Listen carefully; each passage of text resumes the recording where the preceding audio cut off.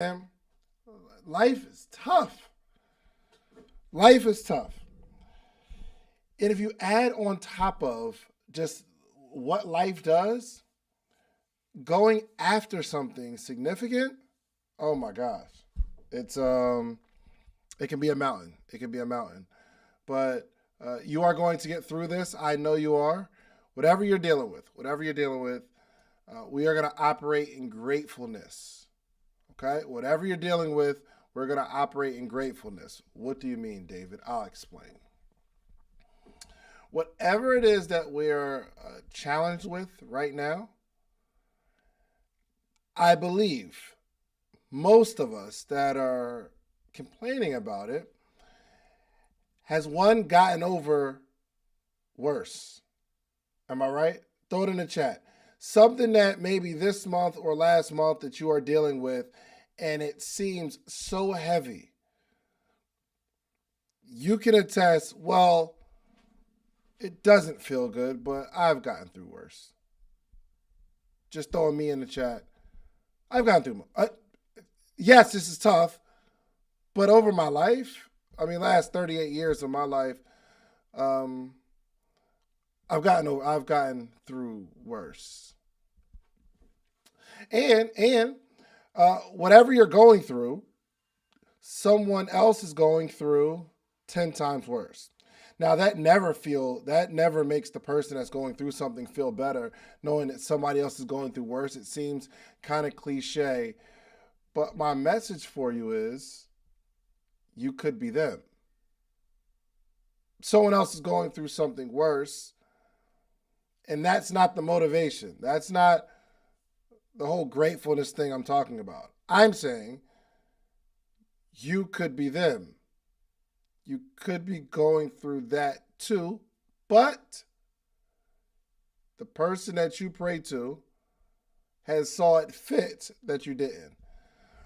Which means we should be grateful for all that we have. Imagine being grateful for the trial because you know it could be worse. Imagine being grateful for $100 because you only have $100 in your bank account, but you could be homeless. Imagine being grateful for the 100, like, woo. Imagine being grateful for grace. Imagine being grateful for payment plans. You ever had to make a payment plan on that light bill? You should be grateful for that. Yo, I was able to make a payment plan, which means our lights stay on for another 2 weeks before I have to pay these people. Life is rough. And I don't care who you are looking at that seems happy and they seem like they've got it all together. They go through stuff too. I'm telling you. They just don't put it on Instagram. Everybody. Everybody. Okay? I'm just telling you. The mind is something else. Like the mind and the heart it's clumsy. It's clumsy. Meaning it falls. It just bounces around and you can't control it sometimes. But I'm here to tell you that you are going to get through it. There are better days ahead. There are also worse days ahead. Let me just prepare you for that. There are better days ahead, but there are also worse days ahead. So I just want to prepare you for that. Life is life. And this whole book, Alchemist, it really talks through the journey and being grateful about the journey. It's all the things that we gather. We think we're going to find a pot of gold at the end of the rainbow, and we're spending our whole lives looking for this pot of gold because we think that when we get to this pot of gold, all of our problems are solved. When life is not about searching for a pot of gold, life is about picking up these little gold chips throughout your journey. And then one day you're going to come to an empty pot and you're going to put all of these chips, all of these coins, all of these experiences, all of these emotions in this pot. And then you have a pot of gold, but it was all the stuff that you gathered on your way to this fictional pot. You don't just go through life and just find something that's amazing and it changes your life. It doesn't work that way. You have to create your own pot of gold. You also have to imagine that there's a rainbow, and you keep looking up at the rainbow and being inspired by the beauty of the rainbow, even if it doesn't lead anywhere. Wow, I'm so thankful that I have this beautiful rainbow to look at. We create our lives, okay? All right, so that wasn't what I was going to talk about today. The whole month, though, is going to be talking about multiple streams of income. The theme of this month is opportunity zones. Opportunity zones. You know what I'm going to be doing this month? I'm going to find different people in different industries, and I'm going to bring them on the morning meetup to tell you about what it is that they do, and you possibly might do one of the things that they do. So tomorrow, I was very interested. I was talking to my guy, Quay, and he was the first person to really teach me trading, like pull up the charts on the podcast. And he's going to do a 2-part series tomorrow and Wednesday on trading for dummies. How are these people making all this money from their house? And I want to know how to read the charts.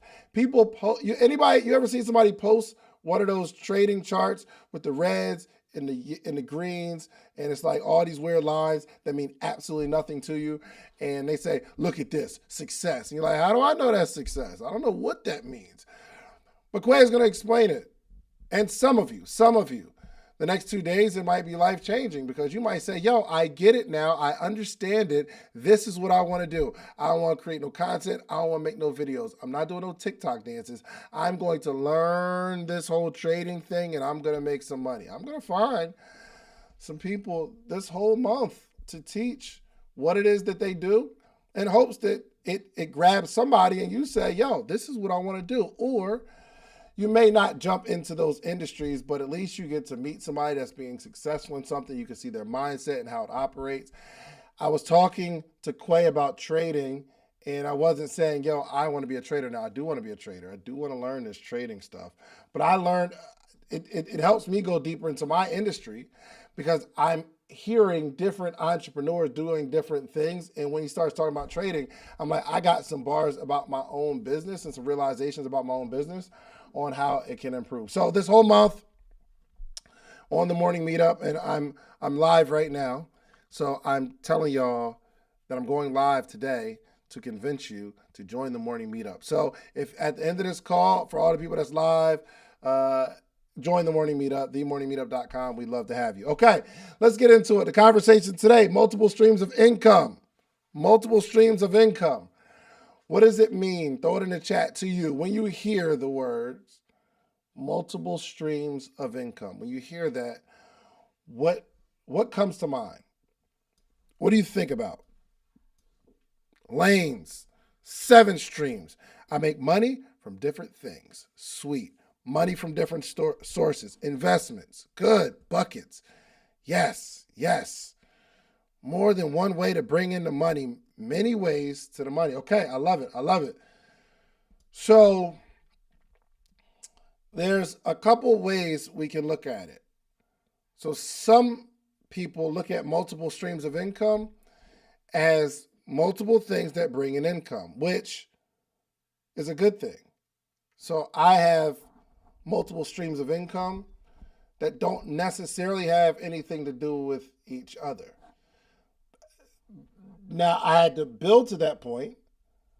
When I started, I had one stream, and I was just trying to get that stream going. My goal is to build a stream.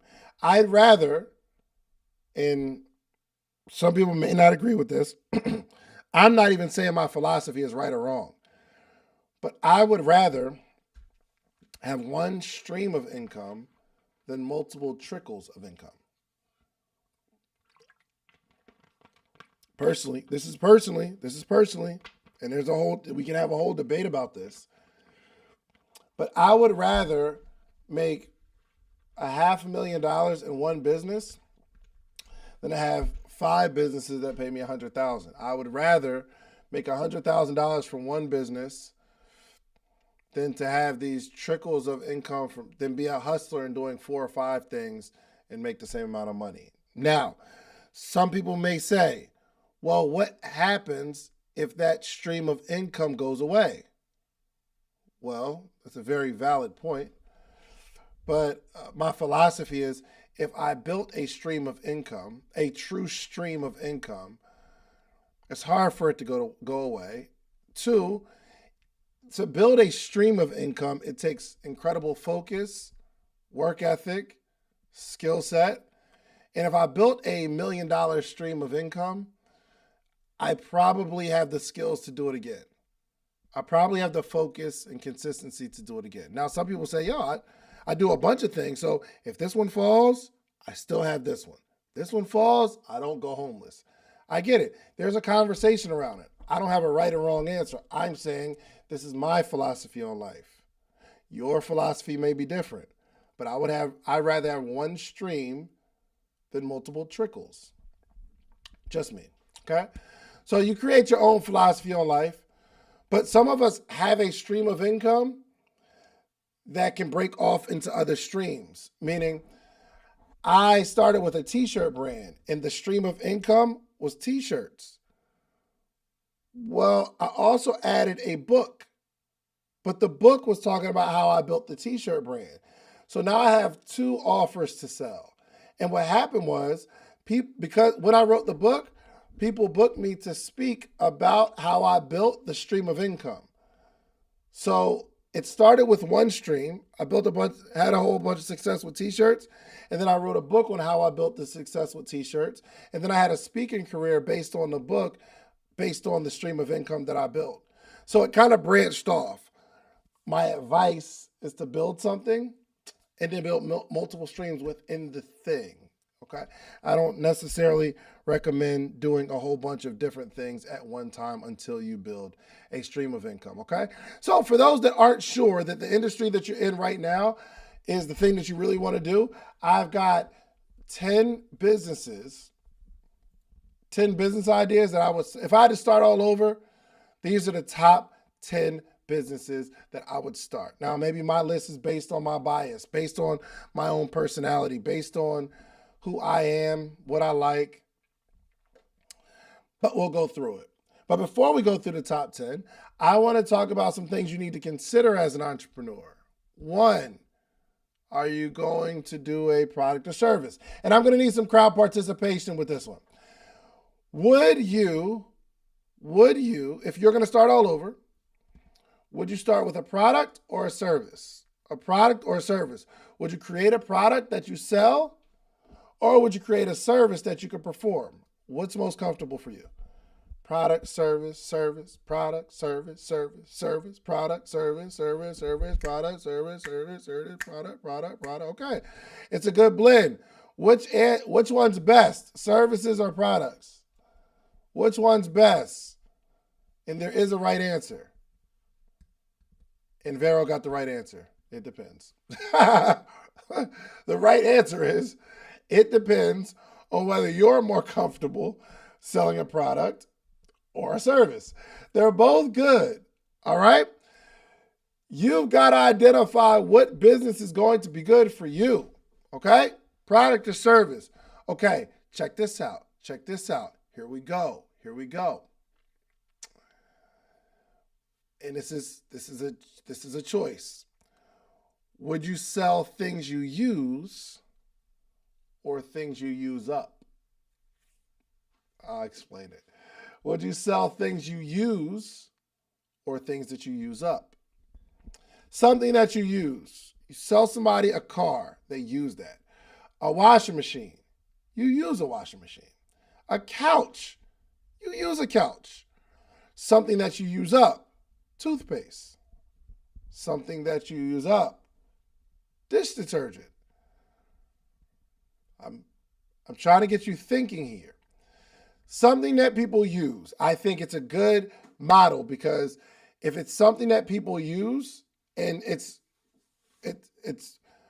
is a thing that a lot of people use, you will always be able to make money. Why?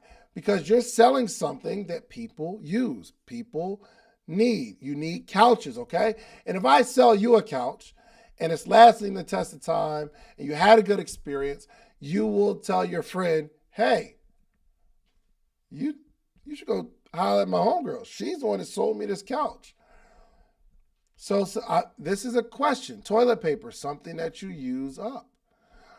Now, if it's something that you use up, they will come to you more often, but it's not as high ticket.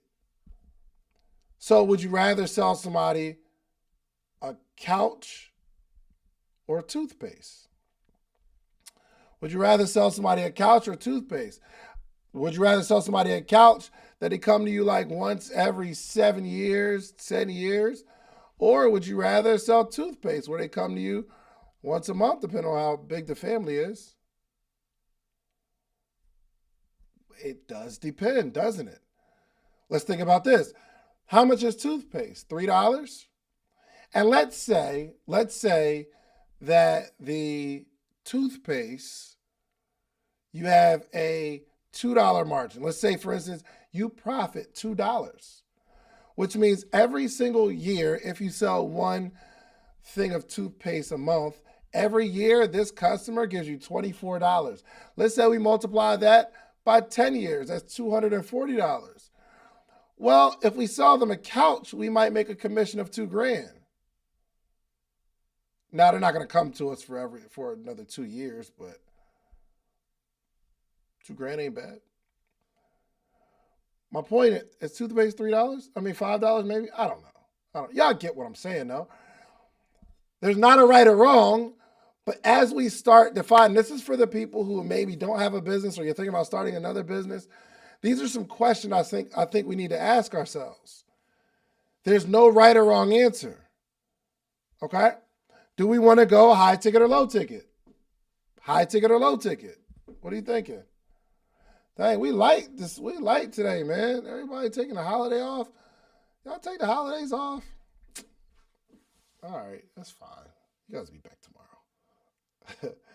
Listen, I'm going to work just like every Monday. And I actually gave my team off, but I'm still going to work. So it'll just be me up there working. Anyway. Yes. So let me ask you, do you want to go high ticket or low ticket? High ticket or low ticket? High ticket for sure. High ticket or low ticket? High ticket or low ticket? Okay, a lot of high ticketers. Hey, and I feel you. Go high ticket, get all that money up front. Low ticket, easier to sell. There's pros and cons of both. Low ticket, easier to sell, which means for most people, it's easier on your mental health. You ever try to sell a high ticket? 2-3 people say no, and you're like, man, nobody's buying this. You thought of 5 people, nobody's buying it. But you just got to go through more numbers. You have to go through more people telling you no. You have to go through more disappointment. You have to go through more anxiety. Low ticket, easier to sell. It's just, you don't make as much money as fast. These are good questions to ask yourself before you start a business, right? Some people just start a business because it's a good idea, but we don't consider our own personality. So which one's better, high ticket or low ticket? Which one's best to sell, high ticket or low ticket? Low? What's best? What is the best business model? Selling high ticket or low ticket? Throw it in the chat. I'd love to hear your answer. Definitely both. A mixed. It is. I'm telling you. Now there's a personal best for you and your countenance and your patience and your, what it is that you enjoy doing, but it's definitely a question we need to ask. Lastly, in my 4 questions, do you want to build a business off of you or the company? You or the company? Pros and cons of both. Pros and cons of both. You or the company? Most people say the company. However, for most of you, you guys are not building the company, you're building your brand, which builds the company. It's not a bad idea. It's not a bad idea. Pros and cons of both. If you build you have more opportunities to make money in different ways because people have a contact, somebody they can connect with. They like the personality. They like your swag. They're buying because they like you, which there's a benefit. If you build a company, a lot harder build, especially these days. People want to do business with people. However, when it's built, that thing's built, and nothing can cancel the company unless the company does something crazy, unless the company, like people, you build a restaurant and people keep getting sick at your restaurant, then that's a challenge. A company oftentimes can't explain itself. Something goes wrong. A company can't explain itself. There was a few years ago, they did a strike at Houston's. And at Houston's, it appeared that a customer thought the server was being racist. It was a Houston's in Atlanta. And I don't eat a lot of beef, but that Hawaiian ribeye is something special. You understand me? I like Houston's. But somebody had an experience where the server felt that the service was being racist. They all come out and they boycott the business. And they send like the manager out there, and the manager didn't help because the company can't explain itself. So they just got to take the hit. They can't say, no, that was just one person. We have an amazing Hawaiian ribeye.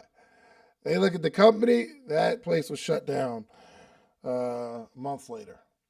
So nothing wrong with building your personal brand. Nothing wrong with building a faceless brand as a company. But you've got to decide what you want to build, okay? A lot of the things that I built are based on my personal brand. And I'm cool with that, except the Creators Clubhouse, because Creators Clubhouse continues to get booked. Y'all don't see me promoting, hey, come to the Clubhouse, come to my Clubhouse. I don't do that. And income is going up, man, so that's really cool. So I got a nice little blend that we're working on right now. Okay, here we go. My top ideas to start a business. If I had to start it all over again in 2023, if I had nothing and I was going to start a business and I was going to start my whole life or brand over again, I know it's going to be successful.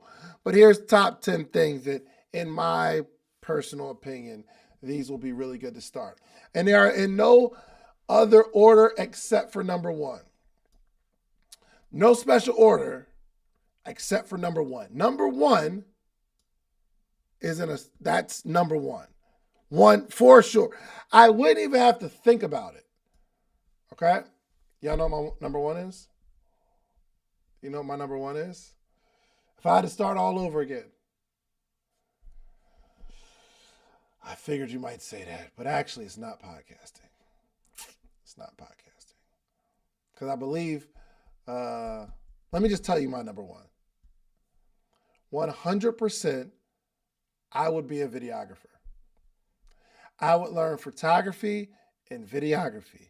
There's never been a better time in American history to learn how to use a camera. Why? Because the whole world is driven off of content. And guess what? Not everybody knows how to create it. Not everybody knows how to use a camera. Here, let me give you a little hack.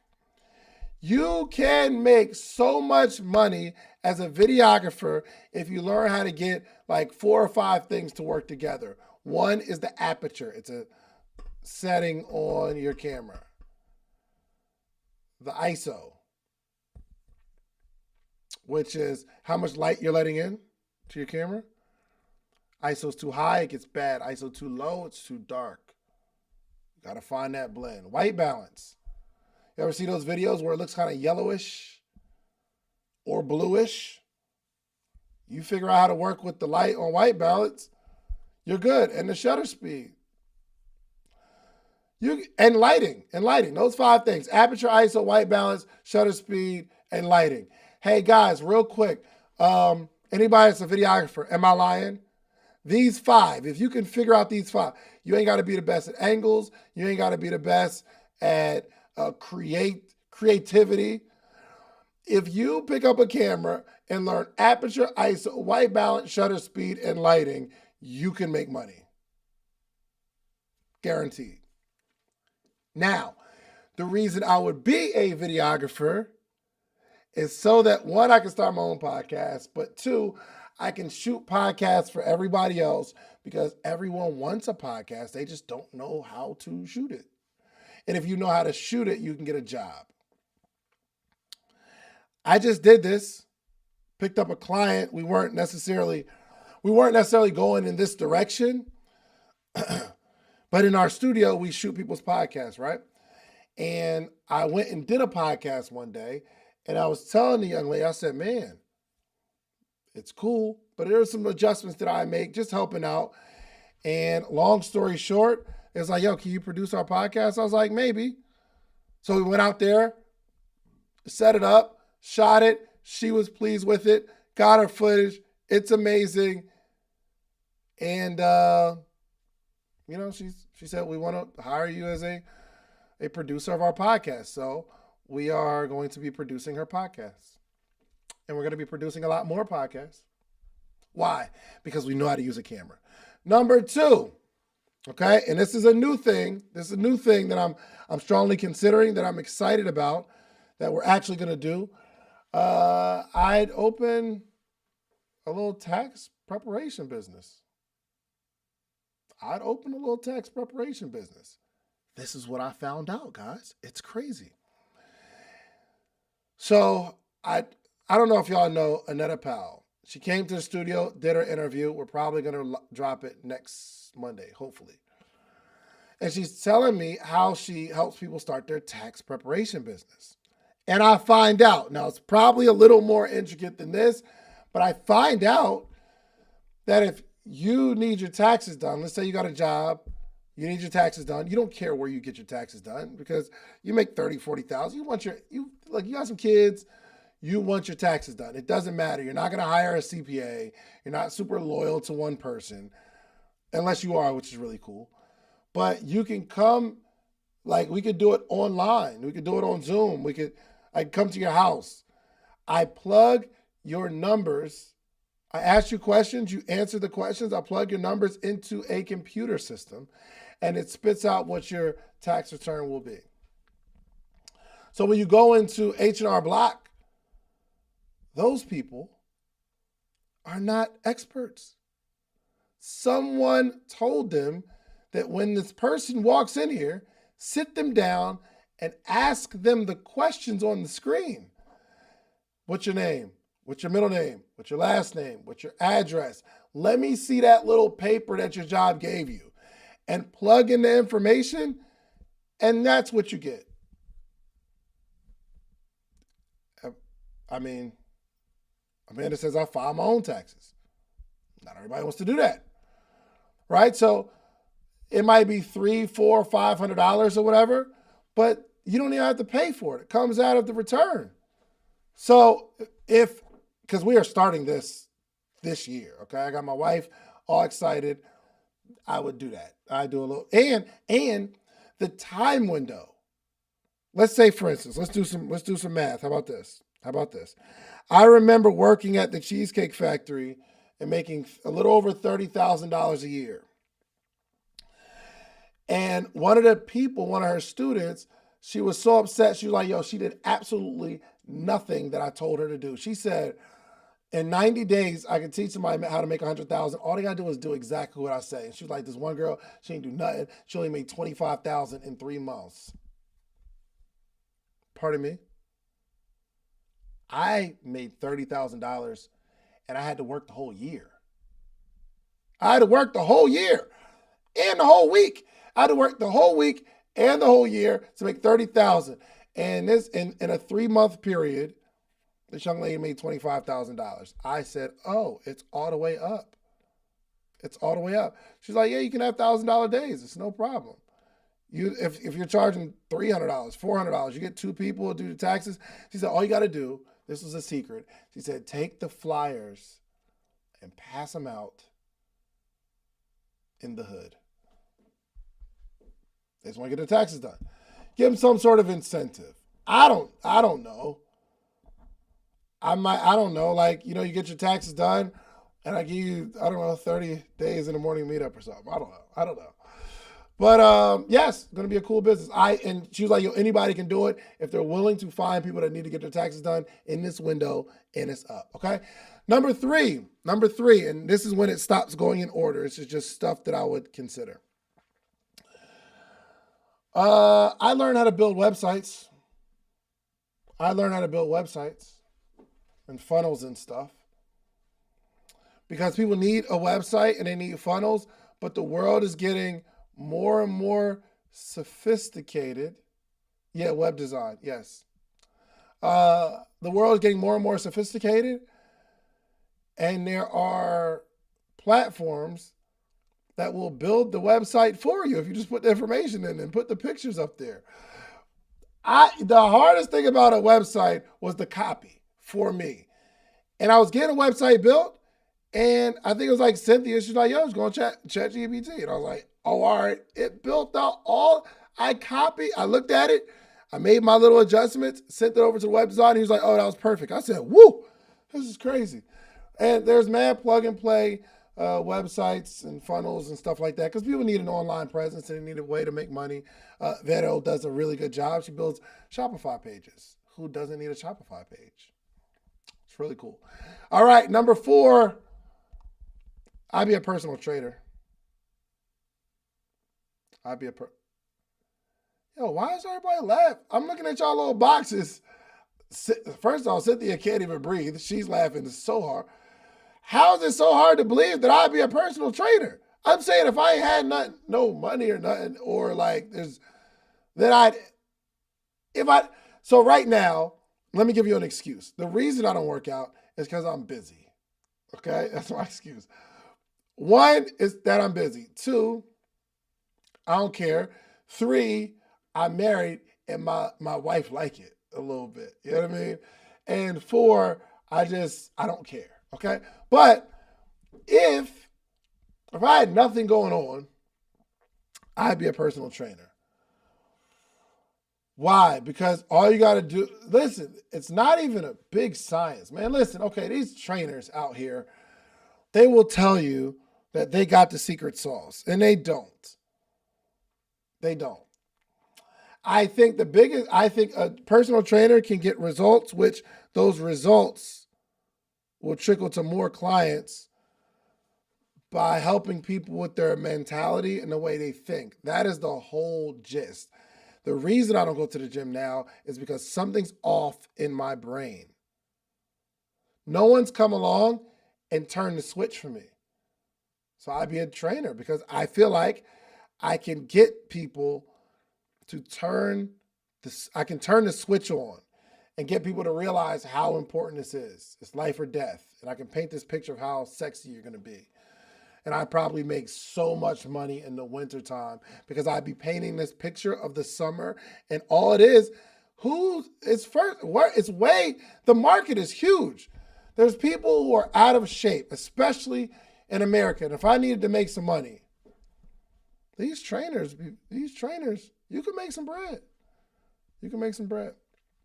Anyway, I'd be a personal trainer, okay? I thought this was a safe space. You guys. Number 5, I'd probably do something in childcare or education. So I get so frustrated with Nayetta because she's the GOAT. And I'd be like, yo, you are sitting on a gold mine. Or childcare. What's it called? Daycare. I'd open like a little daycare center. Because people need you. And if you could teach the kids some cool stuff, man. And it only take a couple kids. Real quick, how much do y'all pay for daycare? Just throw it in the chat real quick. How much do y'all pay for daycare? Either weekly, monthly? $1,800 a month. And it don't cost you nothing. $1,500 a month. $300 a week. I'm saying, let's just say $1,200 a month. You get 5 kids in there. It don't cost you nothing but your time. That's like $60,000, $70,000 a year for 5 kids for a few hours to feed them lunch. Now, I wouldn't say this out loud, but it'd be a whole lot of cocoa melon going on. You ever just sit there and watch that cocoa melon and feed you breakfast, lunch, snacks, naps, and it's up. You get 10 kids at $1,200. That's $12,000 a month. Come on, man.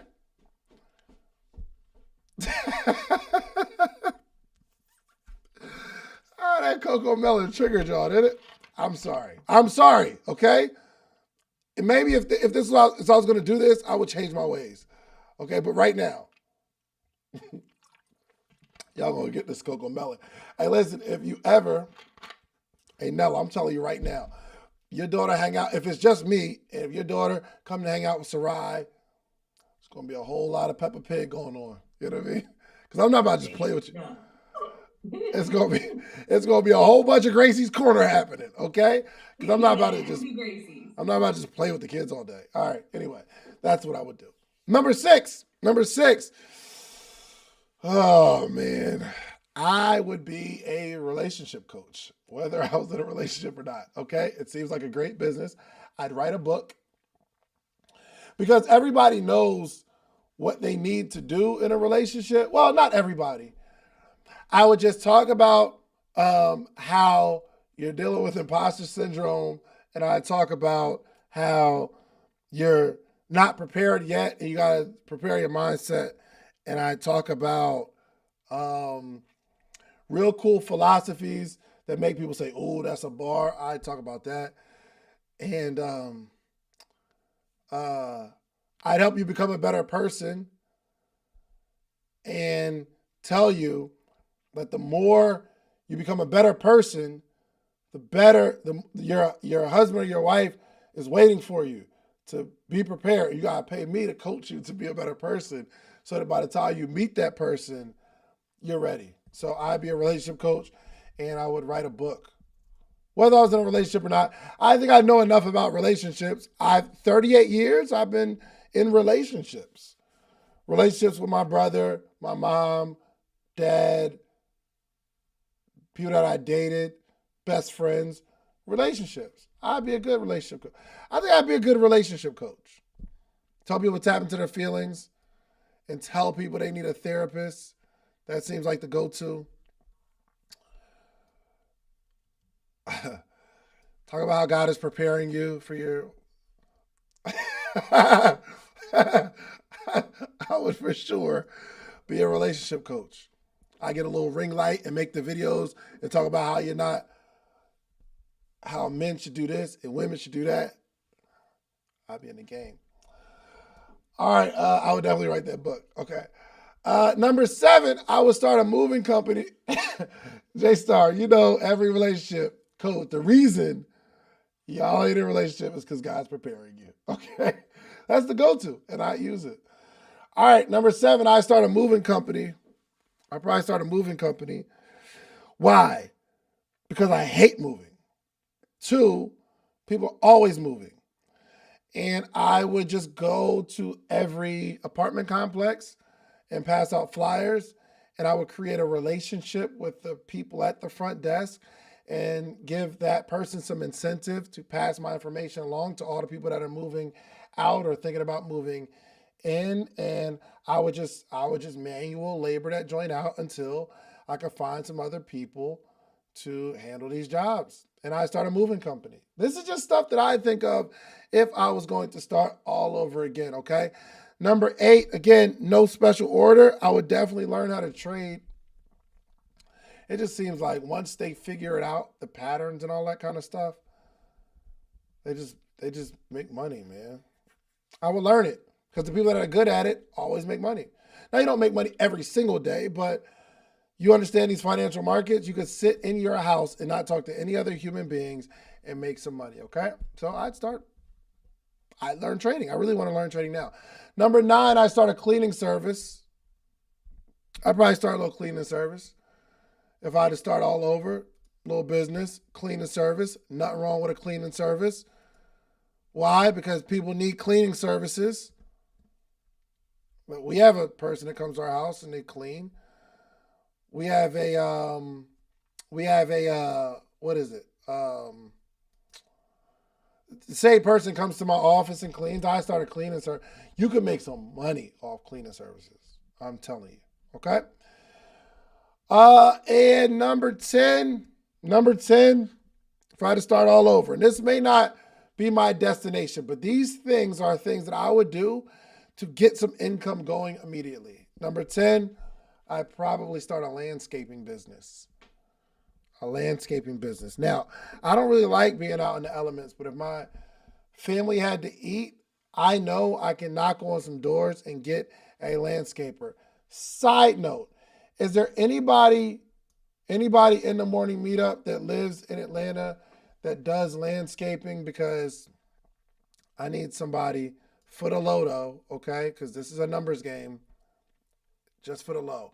I need somebody to I have a commercial property I need people to cut the lawn for. So if anybody's in the morning meetup that has a landscaping company, hit me, okay? All right, so these are just the top 10 things that I would do if I had to start all over again. I wasn't a podcaster. I didn't have like real estate and all that kind of stuff. I would be a videographer, one. I started a little tax office. I built websites, personal trainer, child care or educator, something like that. Relationship coach, which I probably would go into relationship coaching. I probably would. And even if I was married, I just wouldn't tell nobody, because there's a lot of people that go to relationship coaches because they want the coach, and you got to pay me, okay? And it's crazy. People don't want to go to a married relationship coach. I'm gonna leave y'all relationship coaches alone, because I'm wilding right now. You're right, Cynthia. I'm sorry, and I'm sorry. I apologize. Okay, it's a holiday, so it kind of took off today. I started a moving company. I learned how to trade, a little cleaning service or something. You know what I mean? Or landscaping, because these are things that can make some money right now, just from my perspective. Hey, do me a favor. If you guys are an entrepreneur, let's make a little video, man. Throw it in your stories. What would be your top 10, top 5, top whatever? Make some content, man. Go live. Let's talk about it, man. So listen, I love you all. It is 8:57 tomorrow and Wednesday, live on the morning meetup. So if you're on Instagram and you're watching this, join the morning meetup, themorningmeetup.com. Next 2 days, we got my brother Quay Trades. And if you've seen our podcast episode, he is a true teacher. And I'm going to be taking notes tomorrow because I really want to learn. I want to learn it. You know what I mean? I want to learn how to trade. I want to get in there and look at the candlesticks and, you know what I mean? Throw some money in there and, you know what I mean? Because there's a lot of programs where if you know how to do it, you can join the program and they're telling you what to do at the time with a master trader, which is really, really cool. So, so for the next 2 days in Opportunity Zone this month, we are talking about opportunity zones. I'm just going to find people who got opportunities, and maybe you'll pick one of those, okay? So I love you all. I'm going to pass it back to Nella. Listen, as an entrepreneur, you bet not take off. I'm not talking to the world. I'm talking to morning meetup. We're not taking off. You can take some of the day off, but not the whole day. Do some work. We not regulars. Superheroes don't take the day off, okay? I do plan on being done by like 1 or 2 o'clock today, but I got work to do. Go to work today. I don't care what day of the week it is. I don't care what holiday it is, okay? You deserve success. And I'm out. Nella, it's all you. Thank you for having me, man. Thank you for having me.